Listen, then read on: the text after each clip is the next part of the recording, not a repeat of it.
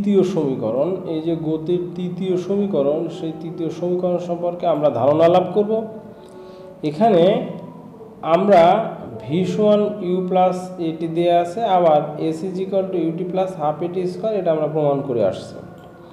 এবার এই সমীকরণের ডান পক্ষে যদি আমরা টি স্কোয়ার এটিকে কাজে লাগাই, তাহলে আমরা এভাবে লিখতে পারি যে কাজেই v = u প্লাস এটি সমীকরণটিকে বর্গ করে ব্যবহার করার চেষ্টা করতে পারি। অর্থাৎ এই যে দুইটা সমীকরণ, একটা সমীকরণ হচ্ছে v = u প্লাস এটি, আর একটা সমীকরণ হচ্ছে s = ut প্লাস হাফ এটি স্কোয়ার। এখন এই যে সমীকরণ, এই সমীকরণে কিন্তু টি স্কোয়ার আছে, এই সমীকরণ ডান পাশে আছে হচ্ছে টি স্কোয়ার।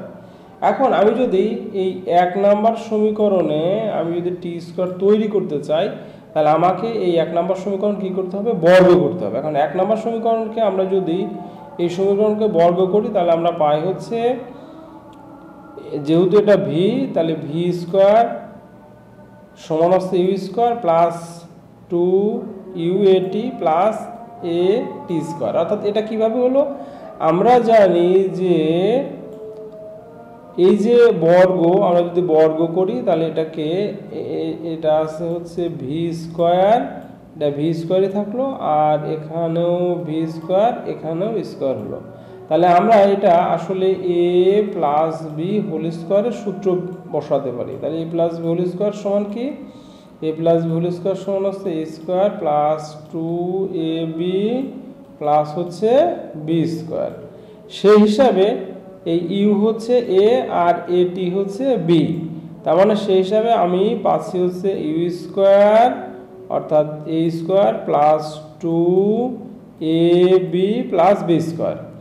অর্থাৎ এটিকে ভি স্কোয়ার সমান ইউ স্কোয়ার, এটিকে আমরা যদি একটু ভেঙে লিখি তাহলে 2a ut লিখতে পারি, আর এটাকে যদি আমরা আরও ভেঙে লিখি তাহলে 2a ইন্টু হচ্ছে হাফ এটি স্কোয়ার। অর্থাৎ এই যে 2a ইন্টু হচ্ছে হাফ এটি স্কোয়ার, হাফ এ টি স্কোয়ার, তার মানে এই 2 আর এই 2 কিন্তু কেটে যায়, তাহলে এ স্কোয়ার টি স্কোয়ারই থাকে, অর্থাৎ মূল জায়গা কিন্তু ঠিকই থাকে।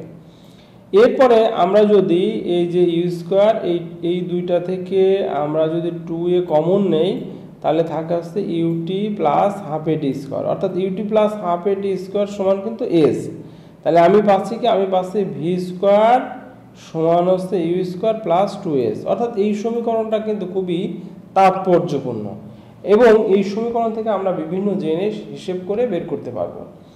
এবার এখানে একটি গাণিতিক সমস্যা দেওয়া আছে, বলা হচ্ছে যে একটি পাথরের টুকরা 10 মিটার পার সেকেন্ড স্কোয়ার ত্বরণে নিচে পড়ছে।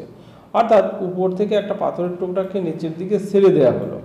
এই যে নিচের দিকে ছেড়ে দেওয়া হলো, এর ত্বরণ এর সমান হচ্ছে 10 মিটার পার সেকেন্ড স্কোয়ার, এবং শুরুতে 2 মিটার পার সেকেন্ড বেগ নিয়ে যাত্রা শুরু করে 3 মিটার দূরত্ব অতিক্রম করার পরে বেগ কত হবে? অর্থাৎ এই বস্তুটি যখন আদি অবস্থানে ছিল তখন তার বেগ ছিল হচ্ছে 2 মিটার পার সেকেন্ড, এবং বলা হচ্ছে এই যে সরণ, সেই সরণ হচ্ছে 3 মিটার। অর্থাৎ 3 মিটার আসার পরে, 3 মিটার আসার পরে বেগ কত হবে? অর্থাৎ 3 মিটার আসার পরে বেগ কত হবে সেটি আমাদের কিন্তু নির্ণয় করতে হবে। তাহলে আমরা জানি যে ভি স্কোয়ার সমান ইউ স্কোয়ার প্লাস হচ্ছে 2s। তাহলে এই জায়গায় ভি স্কোয়ারের মান, আমরা ভির মান বের করব। তাহলে ইউ এর মান হচ্ছে 2, যেহেতু ইউ স্কোয়ার আছে তার মানে 2 বার গুণ 2 এর মান হচ্ছে 10 আর এস এর মান হচ্ছে 3। এখান থেকে যদি আমি ক্যালকুলেশন করি তাহলে আমি দেখছি 2 দুগুণ হচ্ছে 4, আর এদিকে 3 × 10 = 30, 30 দুগুণ হচ্ছে 60। আমি যদি যোগ করি তাহলে হয় হচ্ছে 64। 64কে যদি বর্গ করি তাহলে 8 স্কোয়ার।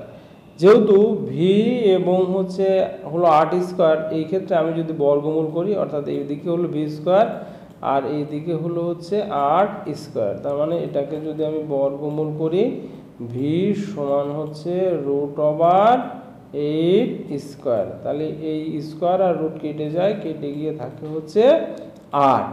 তার মানে হিসেব করে আমরা দেখতে পাচ্ছি যে 3 মিটার দূরত্ব অতিক্রম করার পর পাথরের বেগ হয় হচ্ছে 8 মিটার পার সেকেন্ড স্কোয়ার। আজ এ পর্যন্তই। সবার জন্য শুভকামনা, আর মানুষের প্রতি সহানুভূতিশীল হই।